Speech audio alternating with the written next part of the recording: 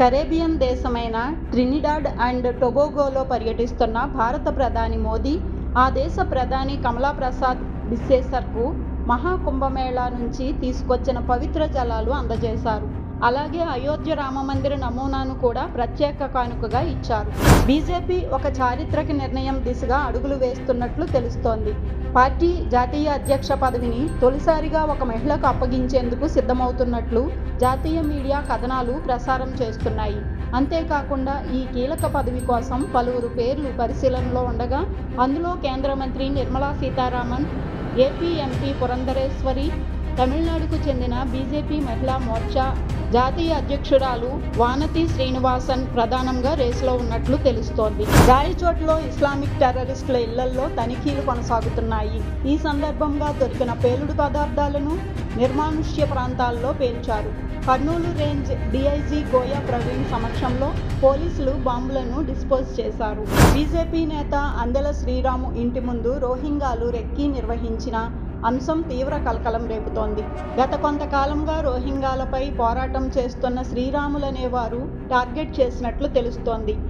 అందెల శ్రీరాములు ఇంటి ముందు అనుమానాస్పదంగా తిరుగుతున్న 6 వ్యక్తులను గుర్తించిన బీజేపీ కార్యకర్తలు పోలీసులకు సమాచారం అందించడంతో 5గురిని అదుపులోకి తీసుకున్న మీర్పేట్ పోలీసులు విచారిస్తున్నారు. వారి నుంచి మారణాయుధాలను స్వాధీనం చేసుకున్నారు. ఈ రోజుల్లో డబ్బులు పెట్టందే ఎన్నికల్లో గెలిచే పరిస్థితి లేదని, కానీ గెలిచాక ప్రజాసేవ మరవకూడదని డిప్యూటీ సీఎం పవన్ కళ్యాణ్ అన్నారు. దేవాదాయ శాఖ భూముల జోలికి రావద్దన్న పవన్ కళ్యాణ్ గుండాలకు, రౌడీలకు భయపడి రాజకీయాల్లోకి రాలేదన్నారు. 2029లో కూడా జగన్ అధికారంలోకి రారంటూ వ్యాఖ్యానించారు. మాజీ సీఎం కేసీఆర్ స్వల్ప అస్వస్థతతో హైదరాబాద్లోని యశోద ఆసుపత్రిలో చికిత్స తీసుకుంటున్నారు. అయితే ప్రస్తుతం ఆయన ఆరోగ్యం నిలకడగా ఉందని, ఆందోళన చెందాల్సిన అవసరం లేదని యశోద ఆసుపత్రి వర్గాలు స్పష్టం చేశాయి. ఇటు ఆయన కుమారుడు మాజీ మంత్రి కేటీఆర్ సైతం తన తండ్రి ఆరోగ్యంపై ఎలాంటి ఆందోళన అక్కర్లేదన్నారు. రాజకీయాల్లో తన అంతిమ లక్ష్యం ముఖ్యమంత్రి కావడమేనని, 10 ఏళ్లు పట్టినా 20 ఏళ్లు పట్టినా ఆ ఆశయాన్ని నెరవేర్చుకుంటానని బీఆర్ఎస్ ఎమ్మెల్సీ కల్వకుంట్ల కవిత సంచలన వ్యాఖ్యలు చేశారు. తాను కొత్త పార్టీ పెట్టబోనని, బీఆర్ఎస్ మాత్రమే తన పార్టీ అని స్పష్టం చేస్తూనే పార్టీ అంతర్గత వ్యవహారాలపై తీవ్ర అసంతృప్తిని వ్యక్తం చేశారు. రాబోయే ఎన్నికల్లో ఎమ్మెల్యేగా పోటీ చేయాలనే ఆసక్తిని కూడా ఆమె కనబరిచారు. రాష్ట్రంలో ఎంతో ఉత్కంఠగా ఎదురుచూస్తున్న మెగా డీఎస్పీ పరీక్షల ప్రక్రియ విజయవంతంగా ముగిసిందని మంత్రి నారా లోకేష్ ప్రకటించారు. కేవలం 23 రోజుల వ్యవధిలోనే అనేక అడ్డంకులను అధిగమించి ఈ ప్రక్రియను సజావుగా పూర్తి చేశామని ఆయన స్పష్టం చేశారు. తిరుమల ఘాట్ రోడ్లో ఏనుగుల కలకలం సృష్టించాయి. తిరుమల ఘాట్ రోడ్లో 7వ మైలు వద్ద రాత్రి సమయంలో ఏనుగులు కనిపించడంతో భక్తులు ఆందోళన చెందారు. అయితే వెంటనే విజిలెన్స్ ఫారెస్ట్ అధికారులకు సమాచారం అందించగా వారు సైరన్లు మోగించడంతో ఏనుగులు అడవిలోకి వెళ్లిపోయాయి.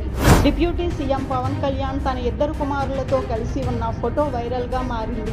మంగళగిరిలోని తన నివాసంలో పెద్ద కుమారుడు ఆకీరానందన్, చిన్న కుమారుడు మార్క్ శంకర్తో పవన్ ఉన్న ఫోటోను ఫ్యాన్స్తో పాటు జనసేన కార్యకర్తలు షేర్ చేస్తున్నారు. తమిళనాడులో పోలీసుల చేతుల్లో ప్రాణాలు కోల్పోయిన అజిత్ కుమార్ పోస్ట్ మార్టం నివేదికలో సంచలన విషయాలు వెలుగుచూశాయి. శరీరంపై 44 గాయాలు ఉన్నట్లుగా తేలింది. అంతర్గత గాయాలు కూడా ఉన్నట్లు స్పష్టమైంది. ఇక 3 సెంటీమీటర్లు లీనియర్ మచ్చ, ఇంకో 3 చోట్ల సిగరెట్తో కాల్చిన గాయాలు ప్రత్యక్షమైనట్లు శవ పరీక్షలో తేలింది. దేశవ్యాప్తంగా సంచలనం సృష్టించిన కోల్కతా లా కాలేజీ అత్యాచారం కేసులో ప్రధాన నిందితుడు మనోజిత్ పోలీసుల విచారణలో కీలక విషయాలు వెల్లడించాడు. అత్యాచార దృశ్యాలను వీడియో తీశానని, వీడియోతో బ్లాక్మెయిల్ చేస్తే బాధితురాలు భయపడి పోలీసులకు ఫిర్యాదు చేయకపోవచ్చని తాను భావించినట్లు తెలిపాడు. అమెరికాలో అణు ఒప్పందంపై చర్చలు పునః ప్రారంభించేందుకు ఇరాన్ ఒక కఠినమైన షరతు విధించింది. భవిష్యత్తులో తమ దేశంపై అమెరికా గానీ, ఇజ్రాయెల్ గానీ ఎలాంటి దాడులకు పాల్పడబోమని ఖచ్చితమైన హామీ ఇస్తేనే చర్చలు సాధ్యమవుతాయని స్పష్టం చేసింది. ఈ మేరకు భారత్లోని ఇరాన్ రాయబారి ఇరాజ్ ఎలాహీ ఓ వార్తా సంస్థకు ఇచ్చిన ఇంటర్వ్యూలో కీలక వ్యాఖ్యలు చేశారు. టిబెట్ ఆధ్యాత్మిక గురువు దలైలామా విషయంలో భారత్, చైనాల మధ్య మరోమారు మాటల యుద్ధం మొదలైంది. టిబెట్ అంశాన్ని ఉపయోగించి తమ అంతర్గత వ్యవహారాల్లో జోక్యం చేసుకోవద్దని ద్వైపాక్షిక సంబంధాలను దెబ్బతీయవద్దని చైనా భారత్కు విజ్ఞప్తి చేసింది.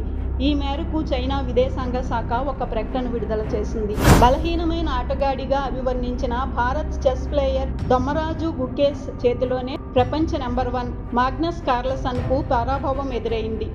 క్రొయేషియా వేదికగా జరుగుతున్న గ్రాండ్ చెస్ టోర్నమెంట్ ర్యాపిడ్ విభాగంలో గుకేష్ అద్భుత విజయాన్ని నమోదు చేశాడు.